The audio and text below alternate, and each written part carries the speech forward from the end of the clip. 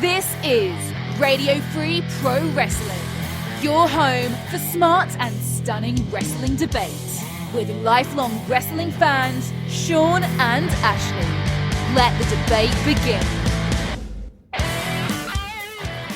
Well, happy post AEW Revolution. It is Monday night. I am Shawn, and I'm with the newly crowned, first time ever Radio Free Professional Wrestling new pick contest champion, Ashlee, as she defeated me 6-4 in our first ever pick contest between the two of us. So I'm keeping my tradition alive of me not being able to pick contests worth a flip. But champ, how you doing? I'm doing okay. We had a great show last night and kind of looking forward to getting into it. You know, I feel like we came into this AEW pay-per-view thinking that it was going to be a good pay-per-view card. Coming out of it, I kind of agree with a lot of people thinking this may be pay-per-view of the year already for 2024, and we're just in the 4th day of March. I think by the end of the year, it'll certainly be a top contender for a lot of people. So the show opened up with the TNT title match. It's Christian Cage versus Daniel Garcia, and I kind of missed this match. I was heading to the house to watch the pay-per-view from work. I got upstairs, got to the TV, turned it on DirecTV, and I had no freaking sound for the first hour. So here I am trying to figure out what to do as I'm watching the action on the TV. And Ashlee, this match, I picked Garcia to win this title because I thought Cage has done everything he could possibly do with it. You were correct. Christian Cage, with a little help from his son, Nick Wayne, carries the day. I will say, I did pick Christian because I kind of hedged my bets on the interference. I will say, I think in terms of outcomes, though, this is the match I was kind of the most disappointed with. Not in terms of like the quality, but like you said, I too think Christian Cage is kind of done for, at least now, what he can do with this title. And to put it on the up and coming Daniel Garcia with the showing and the that he's had and the crowd support he's had would have been kind of the move, or at least like the preferred move for me. My question to you, Ashlee, is what do you do with Daniel Garcia after he had this defeat here? Yes, you have this caveat of all this interference. We could go down the road again and have another TNT title match with Christian Cage versus Daniel Garcia, but I feel like we just had the perfect opportunity to slide this title over to Daniel Garcia. I hoped for it. I was hoping, I know we had Copeland go out with the concerto a few weeks ago, but I was kind of hoping maybe he would kind of run in and help, but kind of just Daniel Garcia getting a little bit of help from Daddy Magic until Killswitch got involved again. But I really wanted Daniel Garcia to win, and I hope that at least for now we're not done with it. Like, I'd like to see like Daniel Garcia take on Nick Wayne. You know, that's one bright spot from this outcome is now we can swing him over into a feud with Nick Wayne, because that would be a highly entertaining matchup. Now, talking about another highly entertaining matchup that's going into this pay-per-view was Eddie Kingston versus the American Dragon, Bryan Danielson. And you were correct. Eddie had one of the biggest smiles on his face when he was there just waiting for the American Dragon to have to shake his freaking hand. And I love Bryan's continued sort of being the biggest jerk on earth to Eddie Kingston, even after almost acting like at first he wasn't going to shake his hand, before ultimately grabbing him, shaking his hand and raising his hand. And they kind of like bowed to each other, and just two of my favorite wrestlers, one of my favorite all-time AEW rivalries, and just another great match between those two. Yes, and I was happy this match had zero interference, because this was a match where you could easily see the other members of BBC come down and interfere to cause Kingston the match. But this here, I feel like maybe we get this makeshift tag team of the American Dragon and Eddie Kingston into this AEW tag team title tournament that is coming down the road, since, spoiler alert, Sting and Darby Allin won at AEW Revolution. They are still your AEW tag team champions, and the titles have been vacated. Sting going out as a champion, as he should. Very, very true. But we'll get there. We're going on to our next match. Now, the third match on this card was Scramble match for the to have a future AEW World Title match. And in this match, we had Chris Jericho, Powerhouse Hobbs, which was my pick, Lance Archer, Wardlow, your pick. We had Brian Cage, Hook, Dan Martin, and Magnus. This was a match I could care less about, but after seeing this one, it was better than what I thought it could be. It was one of those matches where I had low expectation, But afterwards, it was a perfectly fine match on this card. And hey, you get Wardlow over here. Sort of the same. I feel like the same here. Like I pretty much had some low expectations for it. And I will say there were a few botches and there were some clunky spots along the way. I think that comes sometimes with the territory of big multi-man matches like this though, especially one that wasn't really on the card a few days ago. And especially when you have somebody like Magnus from a completely different company who most of the talent hasn't worked with at all. But I do think Wardlow was the right call. I picked him because I figured Meat Madness was kind of meant to be a showcase for him. And I figured they would keep it going with that. So I am curious to see where this goes now with Samoa Joe retaining if we get Wardlow versus Samoa Joe at the next pay-per-view.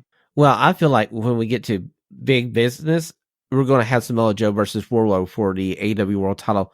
Maybe being that show. I could definitely see him, doing it on like one of those kinds of Dynamites or something. Yeah, definitely one of the more heavily promoted like special edition episodes. Well, I want to give a shout out to one of our viewers here, Randy Chapapier. You may know him as the voice from the Raw Dogs main event. He's saying Ashlee for president, Shawn for crayon coloring. And, you know, Randy's a former co-host of this show. He's always giving me a hard time. So, Randy, thank you for being on the show with us. And your comments are always read and entertain me so much. Just as much as FTR versus the Cool Combat Club, which is our next match coming up. And Ashlee, one spot from this match made me howl. And it's Claudio Castagnoli running up the ropes to deliver a European uppercut version of the Doomsday Device. Sit there and go like, how did he pull this sucker off? That was probably the best spot of the match, in my opinion. I loved that, and I loved Cash Wheeler doing the dive and Claudio uppercutting him. Claudio had great timing with that. It looked fantastic.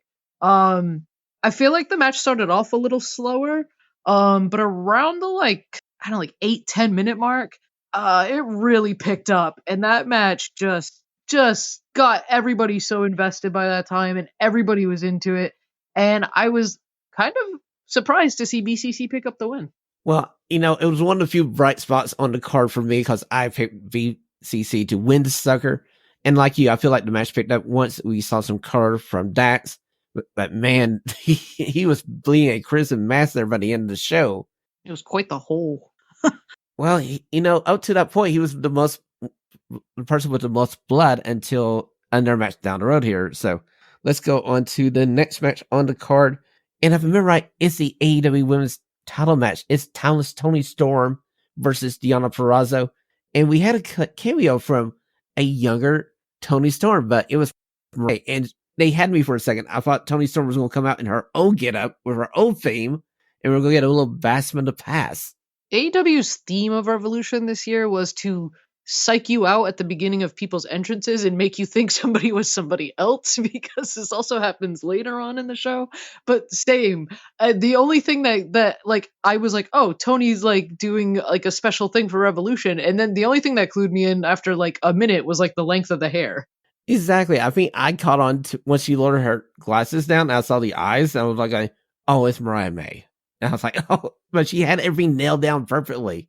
Yeah, and she the resemblance is sort of just uncanny. And I genuinely like, I'm so interested to see when Mariah May is going to kind of pull the trigger on what she's actually looking for, which is the women's title, because even at the end of this match, handing the belt over to Toni, she was taking an extra long look at it.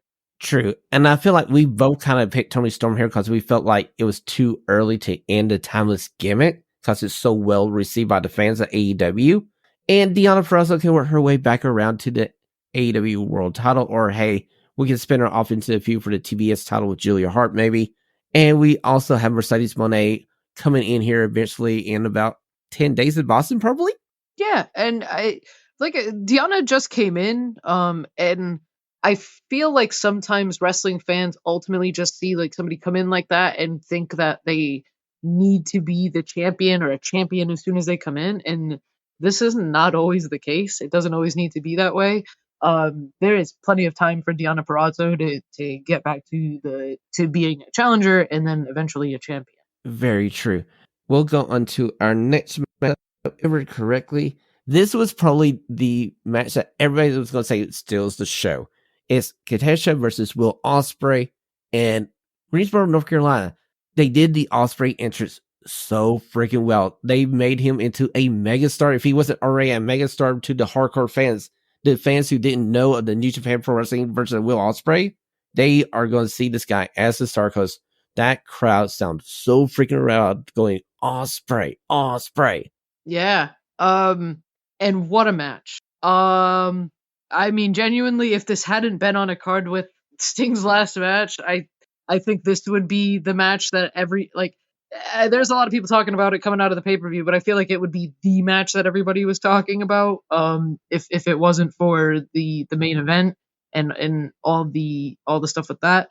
But how do you even what are we gonna do? Every single match he's gonna have, we're gonna have to have is this the match of the year contender? Like, oh, trust me, I was having this debate about 11 o'clock last night because if you remember last week's episode, I was raving about Michael Oku versus Will Ospreay being my match of the year. I threw the gauntlet down. There's not a match that's going to outdo this. 1 week later, Katasha versus Will Ospreay. And this is the spot of that brainbuster where it kind of slightly went wrong and Ospreay landed on the lower of his back.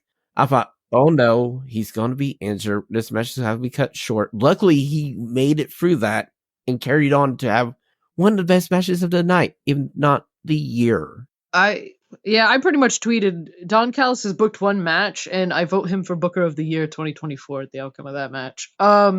I can't even put into words how awesome that was. It was brutal. It was that spot where Ospreay has Takeshi up, I think, for the Stormbreaker. He flips out of it, hits him with the crunchy, does his big giant German like the rolling suplex. Oh my god. And then Will Ospreay pops up and hits him with the hidden blade, and then they both just collapse. Holy shit, man. Like, that was awesome. And the crowd just lost it when Ospreay hit it. And I mean, this is night one on the job. So true. And I gotta say, that was probably my favorite match. And we had 2 matches left on this card.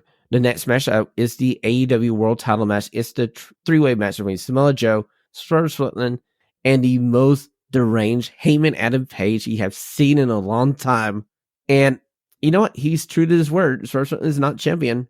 It's very true. And the one thing the only thing that bothers me about the ending is they got the shot of Hangman on the outside after the match, and kind of just as he's starting to smirk, they cut away, and I was hoping they would kind of at least give more of a hint like that he was doing it, because it was so brief that I don't know if most people caught it, but it looked like he was kind of starting to smirk, and it feels like even like attacking the officials was, like a very pointed and very choice thing for him to do.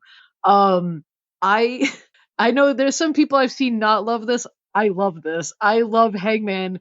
He wanted the title.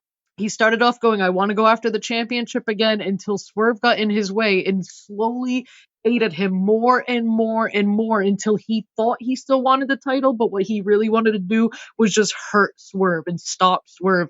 And now he's so obsessed with the idea, even though he can't beat him yet, that he is willing to do literally anything, even at his own, at his own expense, to prevent Swerve from winning. And I love it, because this means we're getting more Swerve and Hangman at some point. Very true. This story of this match is basically Strickland and Page want to beat each other for the AEW World title. They could care less as Samoa Joe's in this match. They tried to keep him out of this match. And then you get Samoa Joe locking the submission onto Hangman Adam Page, and Hangman Adam Page goes like, you know what? It's not bad if I lose here, because Strickland doesn't get the title, so tap, tap, tap. And like you, I wish they would have kept their cameras on Heyman and let him have that evil laugh, because he basically became a heel during this match. He attacked 2 referees. What babyface get away with that? Not many babyfaces will get away with that. And we saw the face turn of Strickland, where you have his manager right there handing him the headdress. You're like, now's the time. Use this. hit the guy with it. Let's get the title. Let's go home. And Strickland's going like, no, I ain't going to do that. Right. Hangman uses the title himself to try to take Swerve out of the match. I'm very here for unhinged Hangman. I did read a report that he might be out for a little bit coming up, so I'm not exactly sure where that's going to leave us for now, though, if it's true. Yeah, I heard the same reports that he's taking some time off away from AEW, so it might be a while before we see Heyman and Page pop back up on TV. Who knows? He could partner up with his buddies, the Young Bucks, and be a heel faction again, which would be kind of fun and entertaining to see.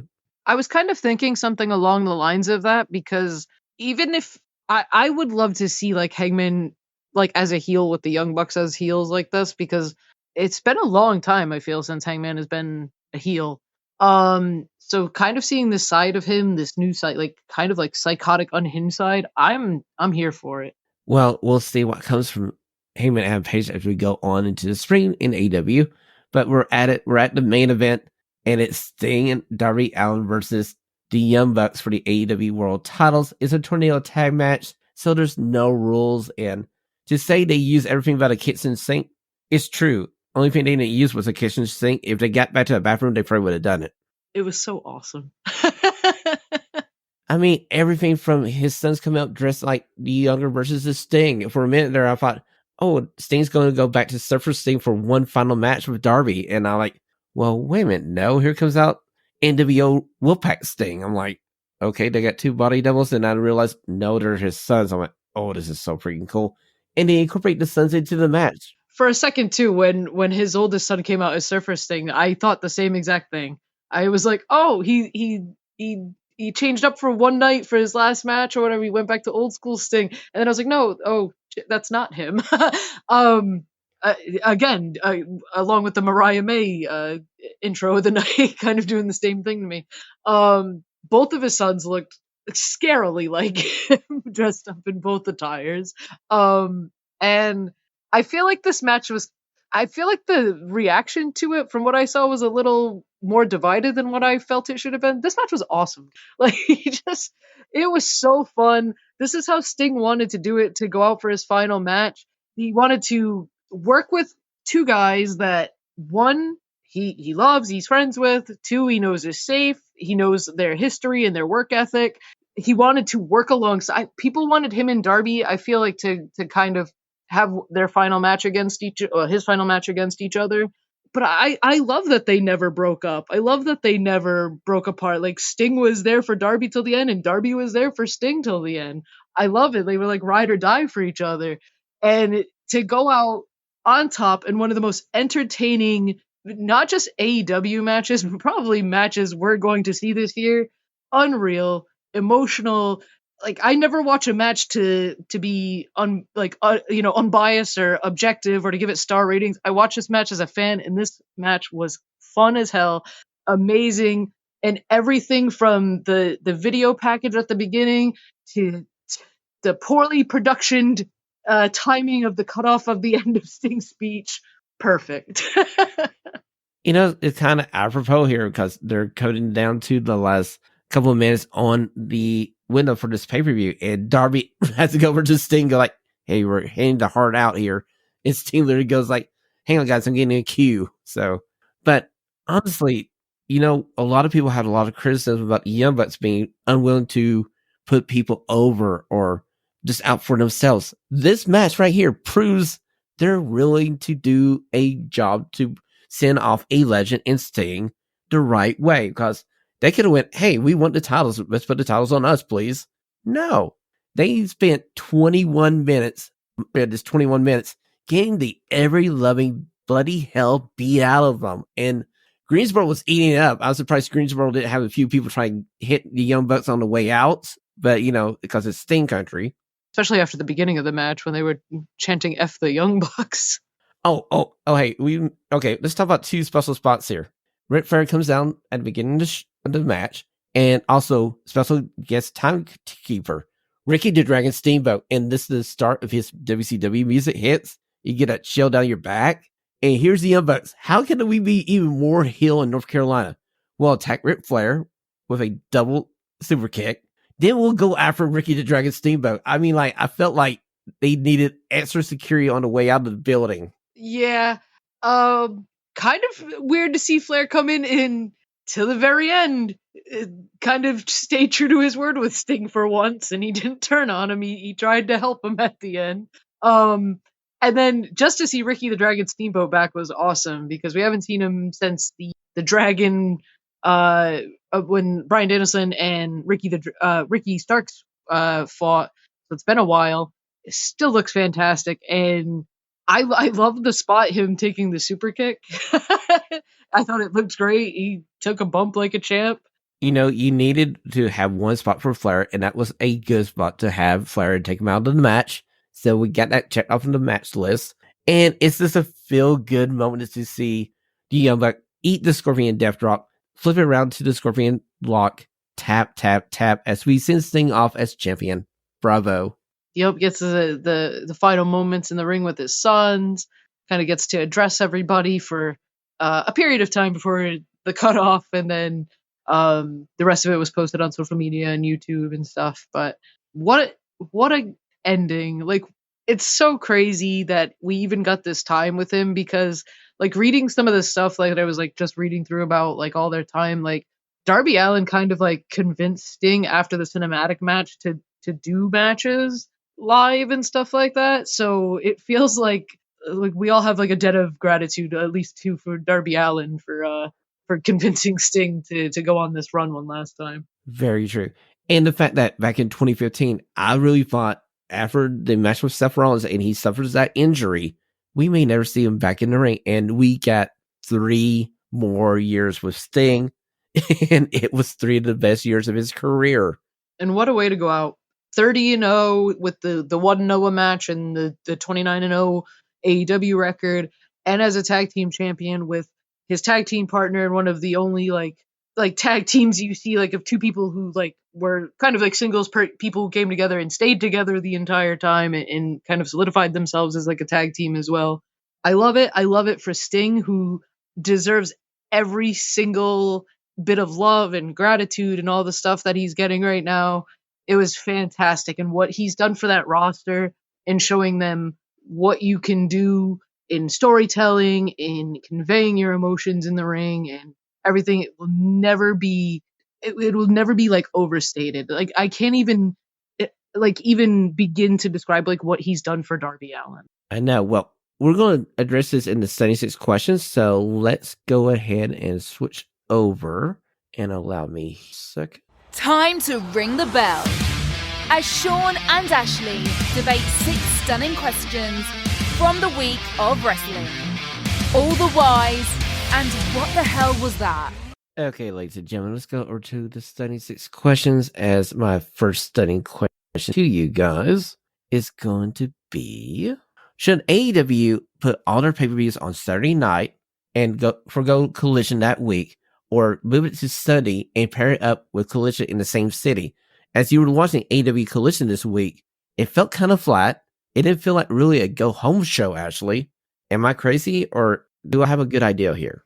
No, I kind of felt that too this week. It's very weird that for a show they had recorded in advance, it felt like the full card didn't get announced until Saturday.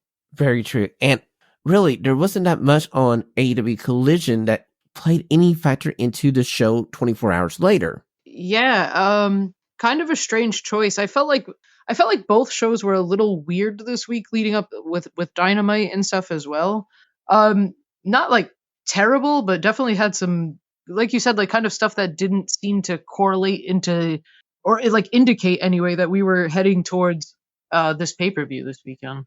And to me, it felt like they recorded Collision before they did AEW Dynamite on Wednesday night, because I felt like the crowd for Collision at moments was louder than the crowd at Dynamite. Now, granted, I could be perfectly wrong. No, I don't think so. I think it's always tough too when they do, especially like a recording for those shows on a weekday. Like when I went to the last show, even Blood and Guts, like I still had to travel a bit, so I had to travel like 2 hours out of the way. You're there for a Ring of Honor show and the 2-hour show. So if you're there for Collision and Dynamite, you're there for 2 2-hour shows along with your travel and stuff, I imagine like it's going to be a lot tiring for people on a weeknight. And honestly, I got this idea of thinking WWE is heading over to France in May to do a pay-per-view, and they're doing a live SmackDown from the same city the night before the pay-per-view. And I'm going like, that makes perfect sense. And I feel like Greensboro, you could have had a live collision on from Greensboro and then have the pay-per-view the night after. Maybe they couldn't get the arena for 2 nights in a row. That might have been an issue, but in the future, this is what I would do. I think they do need to work on it in some sort of capacity, especially with them expanding the schedule. You can't do like a 6-hour Sunday night pay-per-view every month. Like people have to work in the morning and they already start at like 7 o'clock. They go till about midnight. Like if you're going to do these monthly pay-per-views, you need to start parsing down, I think, a little bit to maybe 3 hours, maybe 4 hours. I felt like this one was okay, but I feel like this one was just, it was so good it flew by, but it was still sort of long. But if you're going to continuously do them on Sunday nights, you have to kind of take into consideration you're keeping people up very late on a night where most people have to get up and work the next morning. Well, I think Tony Khan addressed this in the media's room where he's like, he's doing it on a per basis, and he wants to stay away from the NFL in the fall, was perfectly smart. The NFL is the number one giant media out there, and it's going to take a big chunk out of your business. So it's kind of a lose-lose situation because college football is the same way during the fall. So football's always going to eat into your ratings, like no matter what. It's just it's so big in this country. It's always going to take out a chunk of your stuff. So I don't know where they go from here with that. I would love them to do the Saturday pay-per-views, honestly. I would honestly even love if they could work it into doing it earlier. Like, I loved the All In. Like, let's keep all the pay-per-views at the All In time. Well, you were talking about expanding the pay-per-view numbers, so let's go to study question number 2. As Tony Khan's saying, the ideal number is 9, as we're adding another pay-per-view in April on the 21st. It's a Sunday. Here's another $50 you need to give AEW. Actually, can we make it stop? I hope. I feel like we're getting a little bombarded here with kind of like the additions of these pay-per-views. We just added World's End. We added All In. We added, and now we're adding Dynasty. And I'm hoping that they can work it in and it can be, comparable to the other ones. But I feel like we're getting a little diluted down with how many pay-per-views we're getting. Especially because it feels like almost like, especially from like, we'll say like All In, All Out time, you have like All In and All Out within a week of each other. Then there's Wrestle Dream, Full Gear, World's End, and then you get a little bit of a break, and then Revolution. It just feels like there's so many kind of like at one time. Like they're not at all, like they're weirdly spaced, I would say. So I feel like we might have to work on the schedule a bit. I agree. It's kind of a weird cluster where you have a few months where you have pay-per-view after pay-per-view after pay-per-view. Then there's a long little gap. The fact that he wants to do 9 at $50 a piece, that's $450 right there off the bat. That's a lot of money for a lot of people. Especially All In and All Out. That's 2 pay-per-views that he has said that he intends to keep doing a week apart from each other. That's $100 in a week he expects from people every single time. And then, like I said, it's just like kind of like a bombardment of pay-per-views right after that. And it's also just like the end of the year around that time. Like that's holiday time for a lot of people. That's, trying to save some money at least. So I feel like if they continue to push it, they might start hurting the buyout rates just for how many there are. People are going to have to kind of pick and choose maybe a little more which ones they're going to buy, as opposed to kind of just buying the big 4 and being content. True. I can see people start selecting based on the card they get. Yet another reason AEW needs to get these cards out faster so they can bring in people to afford these buy rates. I feel like 6 is the perfect number. You have 6. You have them every other month. And if you don't want to do every other month, you can keep All In, All Out inside the same fortnight. That's fine. That's cool.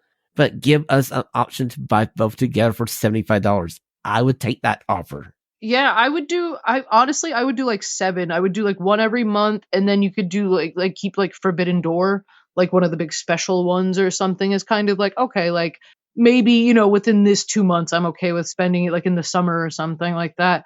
I just feel like we're kind of adding a bunch on, and I'm hoping that we can start, like you said, we got to start building the cards to them a little better so that people know what they're getting before the show is set to air. Because if we kind of keep doing things the way AEW does, where they, like I said, even with Collision this past week, it was so weird to see it was pre-recorded and know it was recorded, and like I tend to avoid spoilers anyway, but like to not even see the full card really announced on AEW's like Twitter page or social media pages until like the Saturday it happened was very weird. Agree. So we're moving on to our third standing question of the week. And this may be a hard question for all of us, but what is Sting's impact during his time with AEW? Because he entered AEW during the pandemic era where there was no fans in the building. And his first match was that cinematic match, which was a very well done cinematic match. I think it's just going to be immeasurable. You've already seen like how many other wrestlers have spoken so highly of him, and all he's been able to kind of like pass on in his wisdom and his knowledge and everything he's done over in this business over the years. It is genuinely, especially now with social media and a lot of past coming back to bite, a lot of legends that we've loved in the past kind of in the back end, to see Sting, this guy who still after 40 years has nobody saying anything bad about him, universally beloved. Like you said, we thought we were going to lose any chance of ever seeing him in the ring again with the injury he sustained a few years ago. What a way to go out. Just perfect. I know he didn't really want to go out as champion. I know he didn't really want to go out as undefeated and a top guy, but he is a top guy, and that's how he deserves to go out. My feeling is he was like one of the first big outside acquisitions they got. I mean, like they had Chris Jericho from day one, true. They had Kenny Omega for day one. But adding Sting, he's a totally different level. It brings in the history of WCW and the fact they're on TV, TNT, and TBS, and the fact that that's where Nitro was back in the day. It brought in a lot of older fans who kind of got away from the WWE because the WWE wasn't their brand of wrestling. And I could see that. And I feel like having Sting kind of legitimized this startup company, which we have to remember during year 4. At the time when Sting entered this company, it was like year 1.5, and we didn't know if they would make through the first TV contract. And here we are 40 years later, during negotiating with Discovery Time Warner, and all sides look like they're going to have a good deal. So I feel like Sting did a lot of good for this company. Oh yeah, I like in every capacity, what he has done for this company is immeasurable. From like I said, like the wisdom and stuff that he's parting on to the newer wrestlers, from the work he did with just Darby Allin alone, who I think has kind of like improved in like kind of his. People will say it's not psychology, but there is psychology to what he does, to his psychology, to his promos especially, to all the help he gives. With I'm sure he's helping with like production and like like helping with Tony Khan's ideas and things like that. This guy is just a wealth of knowledge. He's unbelievably talented. He's humble to a goddamn fault. And like you said, like his belief to kind of come in so early in AEW is something that helped like really legitimize them at the beginning. And I think like even his debut was so well done. Like it was like such a great surprise. Like it was something that kind of didn't make it to the dirt sheets before it happened. So it was just an all around great moment. And to just see the work he's put in, it's the definition of like the perfectly timed picking and choosing your spots. Just phenomenal. Well, let's go on to the next standing. It's going to be as hard as the last one, because can you please tell me your Sting match? Or would you like me to go first? Go ahead. I don't know how you picked one. Well, I did pick one. True to my fashion, I got 2. And I'm going with the first one. It's 1988. It's the one that put Sting on the map. It's Ric Flair versus Sting for the NWA World Title in that same billing in Greensboro, North Carolina. 45 minutes. It's a draw. It goes to the judges, and Flair wins by one judge. Now, fast forward to 1990, the Great American Bash. Sting finally gets that title off of Flair, and it's a little later than what they had originally had planned, because Sting, back in 89, climbed the steel cage to go after Flair, blew his knee out, so they had to wait till Sting get recovered. So the title went from Flair to Luger for a while, back to Flair. Then we had this match at the Great American Bash, and finally, Sting, Ric Flair, and races with Surfer Sting. And honestly, to me, Surfer Sting is my favorite Sting. I mean, they're two of like the most like beloved matches of Sting's entire catalog. Excuse me. It's hard to argue with the first Flair match, honestly. Like, it's maybe objectively his best match. Trying to choose one, I don't know. Throwing like a dart at the wall here. I guess I could either go with that one. I'm a huge fan of the Nitro match with DDP. Oh, that was so good too. That was a great match. Yeah, that was kind of one that like everything hit for me. Like I loved everything, the crowd, the commentary. Oh my god, one match. Well, I had another match on the list. Another match you could go to is 2008. It's TNA Sting at Bound for Glory. Going to this Bound for Glory, the history was every time at Bound for Glory, Sting wrestled for the TNA World Championship. He won it. This time, AJ Styles is the champion. Babyface AJ Styles. Can he defeat the Icon Sting? Can he defeat this little mini streak that Sting had? He did. And this launches AJ Styles into another level in TNA. That's true. That's a very good one. And man, just it's crazy to think of all the top guys that Sting has faced over his time. And I haven't mentioned Muta. There's a lot of good Muta matches. That's true too. Oh my, like this is the problem. You think of one and then you're like, oh yeah, this one. Oh yeah, this one. Oh yeah, this one. Oh my god, just unbelievable. And like just everywhere he went, just like amazing matches, top-notch stuff. True. So we'll table that. We may do our own special Best of Sting category Radio Free Professional Wrestling show here in a couple of weeks, and we'll try to narrow down our top 10 matches, maybe. So let's go into our next standing question. As we go over to SmackDown from last Friday night, it opened up with a 30-minute promo, and it's the Bloodline and The Rock. And I gotta say, it must be the only group that could do this and make it entertaining, because we learned a lot of stuff in this 30 minutes. One, Rock is not going to face Cody Rhodes one-on-one. No. Rock said, no, not that. He counter offered and said, hey, how about me and Roman versus you and your clown Seth Rollins? And if you win on night 2, Bloodline won't be in your world title match with Roman. But if you lose, I'm going to sit right down there and I may just take this chair and shove up you know what, and it's going to be Bloodline rules. So, Ashley, is this segment too long? Did it really interfere with SmackDown that night? What are your thoughts about this? I guess there can be a place for these segments. I personally think they're too long. You have 2 hours on a show, and especially that all indications were that this went over the time it was allotted and cut into another match. I don't think that's fair to anybody else on the card. There are a lot of people who work to get their spot and to actually go out there and wrestle, and like that's the kind of stuff that's kind of like what I'm more watching for. I'm more watching for the in-ring stuff. So if I was at a show where they were kind of just talking, I wouldn't be as into it. I know that they're pushing it with this for this match coming up. So like I said, there's a place for it. I do wish they had maybe cut it down just a little bit. Maybe, allot them 15 minutes. That way, if they do go over a little bit, you're still okay. Okay, so if I told you that on the same episode of SmackDown, you had Dakota Kai turn on Bayley, you had Braun Breaker's debut on SmackDown, you had Tiffany Stratton versus Naomi for the first time ever, outside of that Elimination Chamber match. This was a one-on-one match. And your main event was Randy Orton versus Austin Theory. Would you remember anything else besides The Rock in that verbal segment? Honestly, looking through social media, you wouldn't really think anything else happened.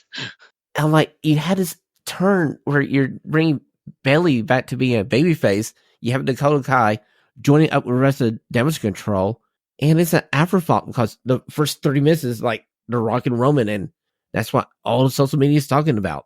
That's all what we're talking about. I mean, you could even do you don't have to have them actually come out and in the ring stand there and cut a promo. You could do those things in the back where like Rock and Roman are talking and you kind of keep going back to it throughout the night and in between matches and segments and things like that.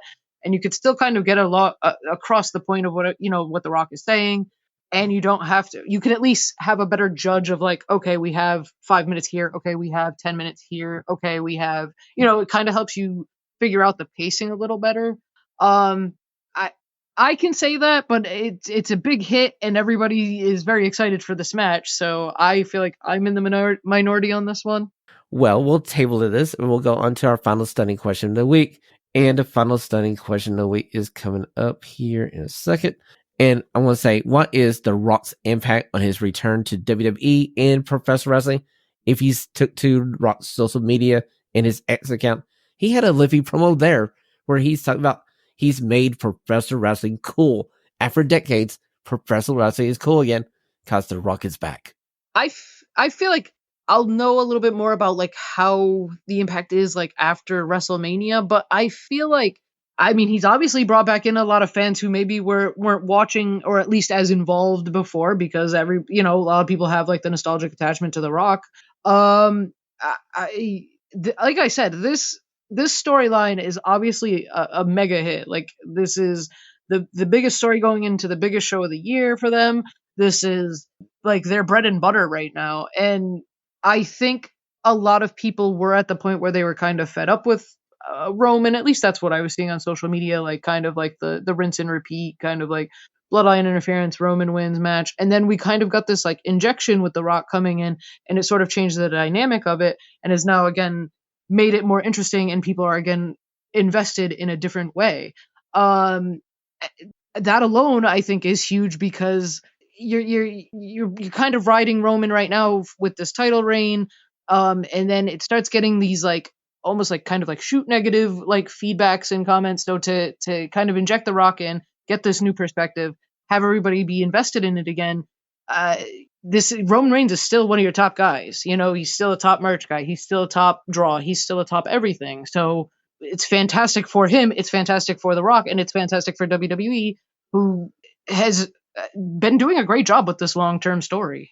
I feel like this addition of The Rock into the Bloodline story came at the right time because it, like you said, it was feeling to get a little as the rinse and repeat cycle of his matches. Now we have Rock involved. And in that promo segment, you see Roman putting his hand on Rock's arm as he's trying to bring the mic up. And he's like, Rock, I need you to do me one favor. I need you to acknowledge me. And the look of Paul Heyman's face, like, oh, no, not this. This is going to break everything up. And you had that moment where you're thinking, like, here's the tension. Here's the seed. We're going to see the split. And The Rock goes like, I'll do anything for family. So, Roman, I acknowledge you. And like I said, like it kind of gives you this whole new dynamic. And the Rock is kind of like a dude that is going to bridge a gap for older viewers and younger viewers, bringing in people, like I said, who maybe haven't been watching or even as closely watching in the past couple of years because he is such a big draw and recognizable person. So if I can't say it's not like a home run idea. I feel like I said, like we'll know a little bit more about the long-term impact of what this is after WrestleMania. Well, we'll table this and we'll see how things go along as we're heading road to WrestleMania. This has been your Stunning 6 Questions here on Radio Free Professional Wrestling for March the 4th, 2024. And let's go over to our control center to catch you up in the week of professional wrestling news. This is your Radio Free Pro Wrestling Control Center. All the wrestling news you need to know.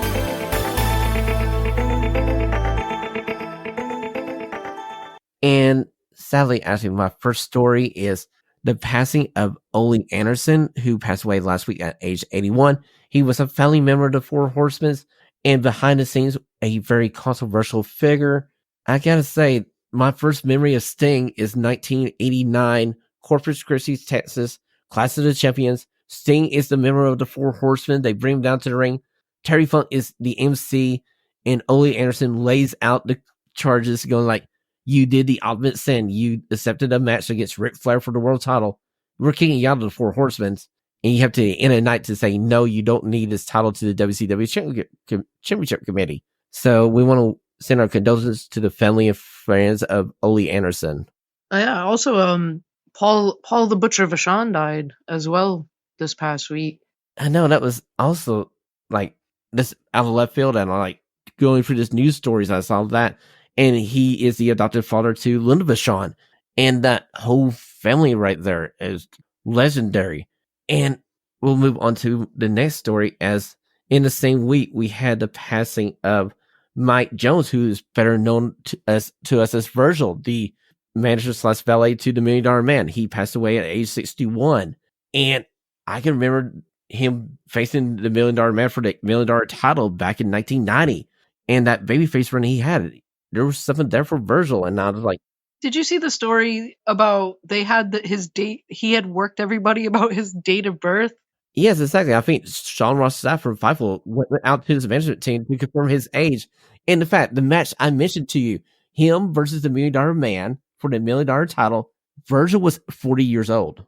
Just what a phenomenal worker. Holy shit. Rest in peace. Like, unreal.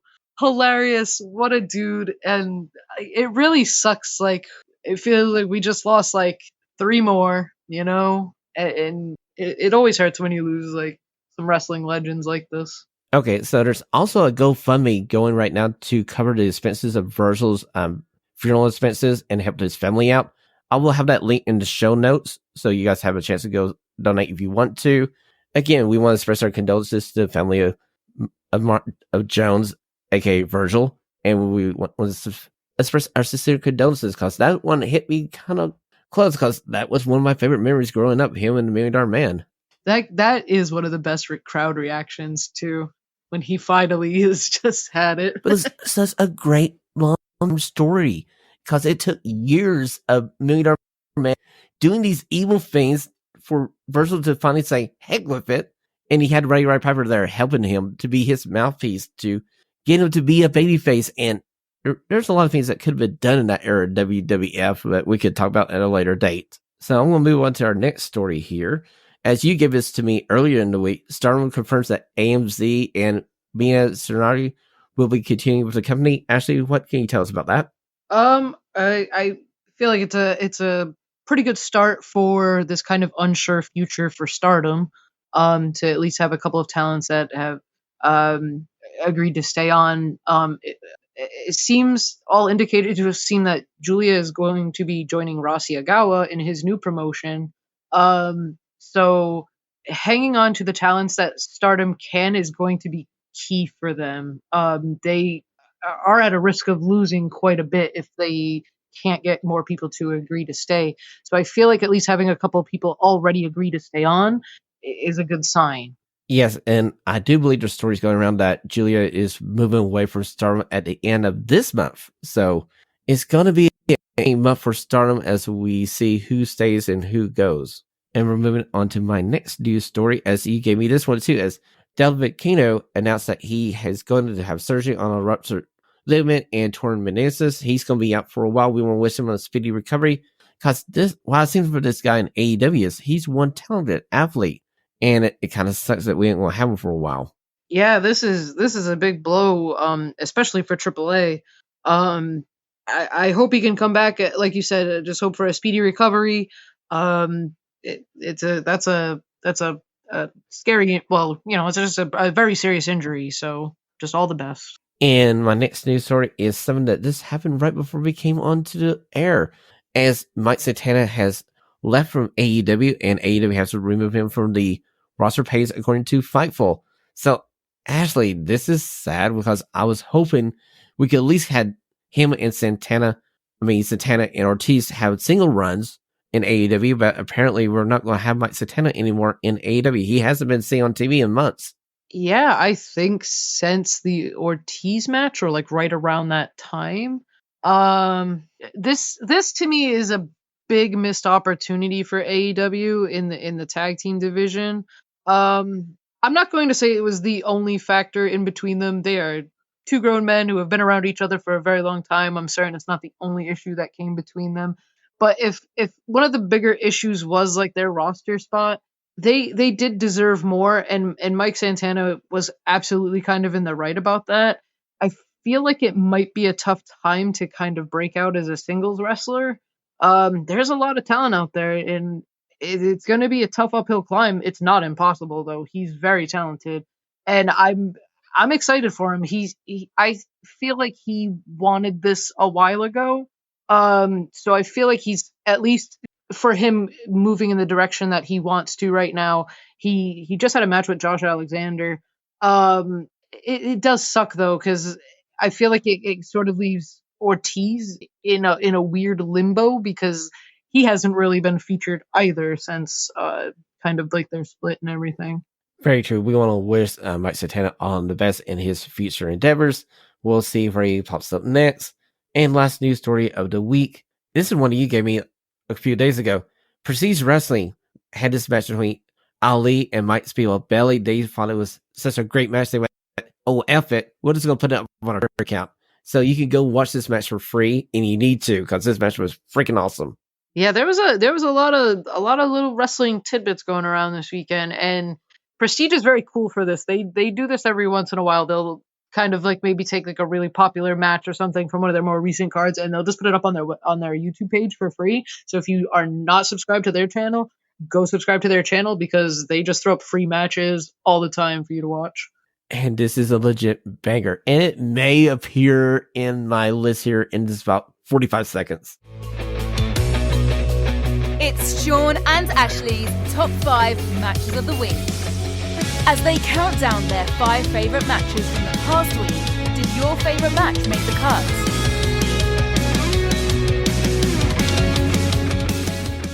Because it's that time of the week. We are going to our top 5 matches of the week. Now, Ashley told me she's probably going to lean heavy to AEW Revolution. So I catered my list to the top 5 matches outside of AEW Revolution. So, Ashley, do you want to go first or second? I'll go first this time. And I definitely catered to the Revolution. I try every week to not put all my matches from one show on my top 5, but this pay-per-view was so good. I can't help it. So I started off my list with FTR and Blackpool Combat Club. And we talked about it a little bit, so I won't go too much into detail. But I did love Blackpool Combat Club coming out with the Road Warriors, like spiked pads and everything, and kind of having like this kind of like cool like tag team look for them. And like you said, seemingly more of a tag team unit than we've sort of seen from them as being like more two singles competitors put together. Kind of a slow start, but man, around that 10-minute mark, it opened up fantastic. Claudio's a freak of nature with his strength, and that uppercut spot is seriously, it was so good. Okay, so if you have this on Fight TV, go back and double watch this match. And like Ashley said, all you see is Cash Wheeler flying through the air until he meets the mountain that is Claudio Castagnoli in a European uppercut. And it's just like, spam, falls straight to the ground. I was like, oh, this is so freaking great. So my number 5 match of the week came from last week's episode of Monday Night Raw. It's Shinsuke Nakamura versus Sami Zayn, and it has a few good spots here. We see Nakamura kick out of a Blue Thunder Bomb. We see Sami Zayn get beaten down, thrown outside. Nakamura's going to go for the count-out victory. Sami gets in at 9, and he eats a Kinkasa as soon as he gets into the ropes. Bam! 1, 2, foot on the ropes, saves him there. It takes 2 Haluva kicks to get Sami this victory. And maybe they're teasing a feud with him and Guffer for the IC title at WrestleMania. I hope they pull the trigger on that, and I hope they pull the trigger on Sami Zayn winning the IC title. He's put in so much work over the past few years.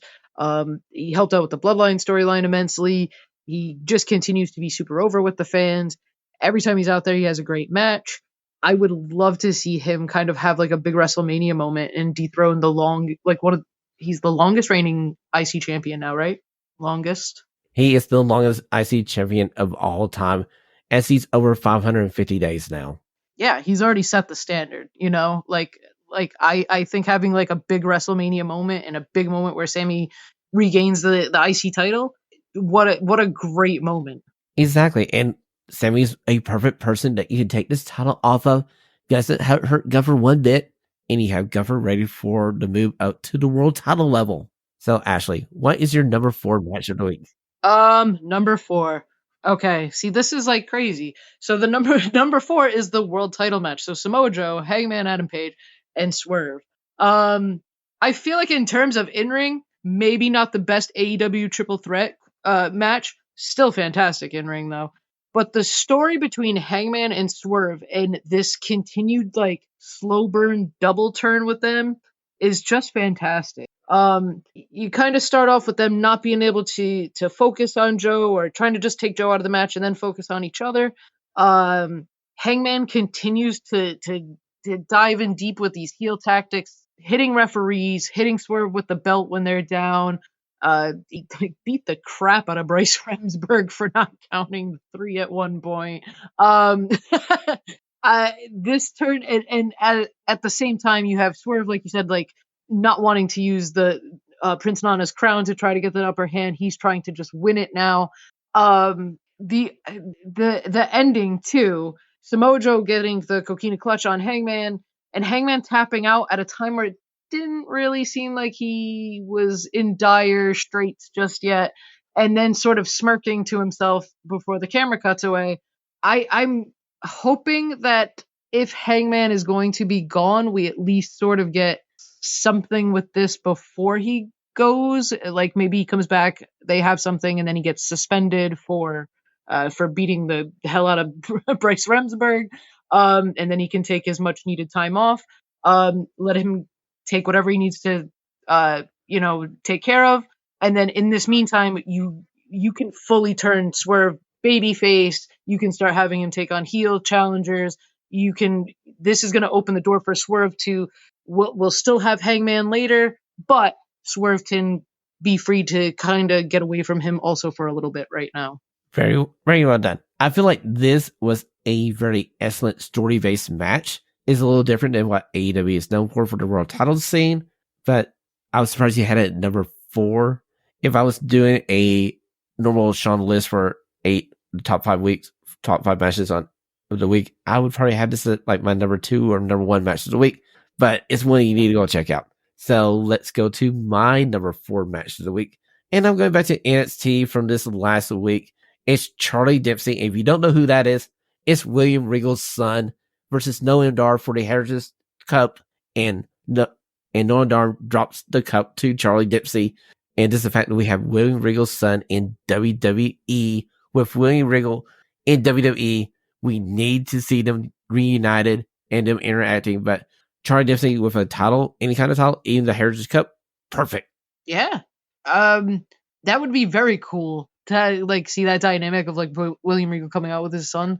That would be very cool. So, Ashley, what is your number 3 match of the week? Number 3, all right. The Continental Classic Championship. I went with the Eddie Kingston and Bryan Danielson.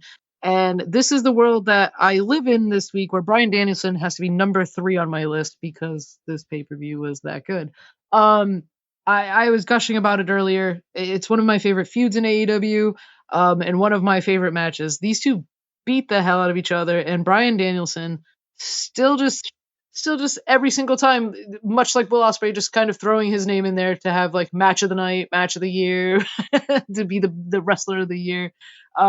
Fantastic. And Eddie getting the big win and finally the respect from Bryan Danielson. I love the ending.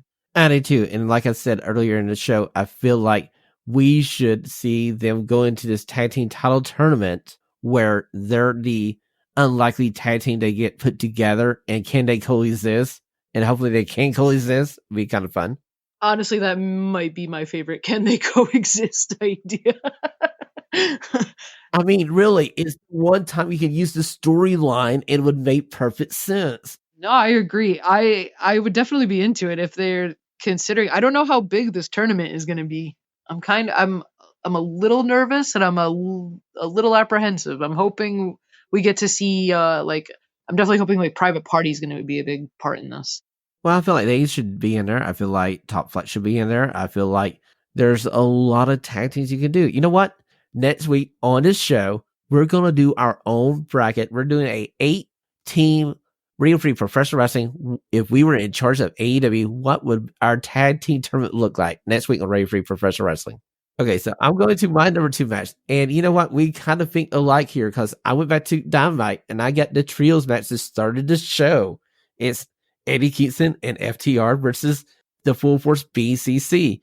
And the fact that at the end of this match, you have Eddie Kingston going to sleep in the arms of Daniel Bryanson made me think that maybe Daniel would win that the pay-per-view. I was wrong, but this was just as good as a tag team match and Eddie Kingston versus Daniel Bryan. Yeah, no, loved this match too. Yeah, you got him flexing on him as he's choking him out. And again, just brutal. The stomps to the side of Eddie's head were just looked nuts. I genuinely love the BCC as a faction. I'm hoping that that this Claudio and Moxley team is in this tournament and goes far. Honestly, they're my dark horse to be the next AEW Tag Team Champions. Especially with the way they've been being pushed right now, I could definitely see them being at least a finalist in this tournament. Yes, and the final should be FTR versus them again. And the Young Bucks, they don't need the titles. I know there's Young Bucks fans going to go like, hey, they should be in a tournament. But they're at a level where they don't need the titles anymore. They're cool enough to be the Young Bucks to hang out on their own, be villains and stuff. Plus, the Young Bucks also in years ago when AEW first started, they were also in that they had like the tag tournament at the beginning of AEW, and the Young Bucks lost in the first round, and it never hurt them. Like they could come in and just get Top Flight could take them out in the first round. You know, like they've had this history with Top Flight in these matches now a couple times with them. I could see like Top Flight knocking them out kind of like in a surprise way, like Private Party did years ago. Okay. Well, what is your number 2 match of the week, Ashley? Number 2? All right.